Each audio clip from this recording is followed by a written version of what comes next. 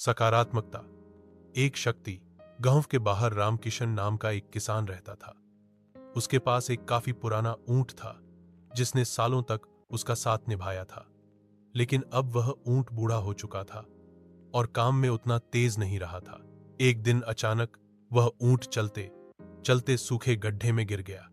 गड्ढा बहुत गहरा था। ऊंट ने जोर जोर से चिल्लाना शुरू किया। किसान दौड़ा। उसने देखा ऊंट बाहर निकल नहीं पा रहा। रामकिशन असमंजस में था। क्या करूं?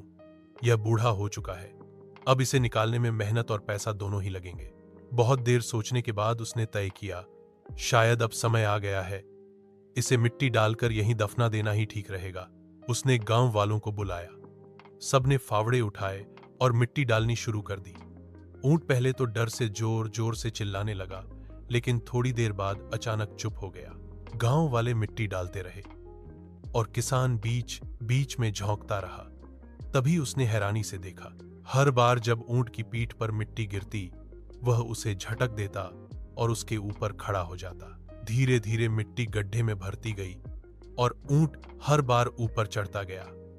कुछ ही देर में वह ऊंट गड्ढे से बाहर निकल आया। गांव वाले दंग रह गए। जिसे वे खत्म समझ रहे थे, उसने उसी मिट्टी को ही सीढ़ी बना लिया था। ध्यान रखें, आपके जीवन में भी बहुत तरह से मिट्टी फेंकी जाएगी, जैसे कि आपको आगे बढ़ने से रोकने के लिए कोई व्यर्थ में ही आपकी आलोचना करेगा। कोई आपकी सफलता से ईर्ष्या के कारण आपको व्यर्थ में ही भला बुरा कहेगा। कोई आपसे आगे निकलने के लिए ऐसे रास्ते अपनाता हुआ दिखेगा जो आपके आदर्शों के विरुद्ध होंगे। ऐसे में आपको हतोत्साहित हो कर कुएं में ही नहीं पड़े रहना है, बल्कि साहस के साथ हर तरह की मिट्टी को गिरा देना है और उससे सीख लेकर उसे सीढ़ी बनाकर बिना अपने आदर्शों का त्याग किए अपने कदमों को आगे बढ़ाते ही जाना है।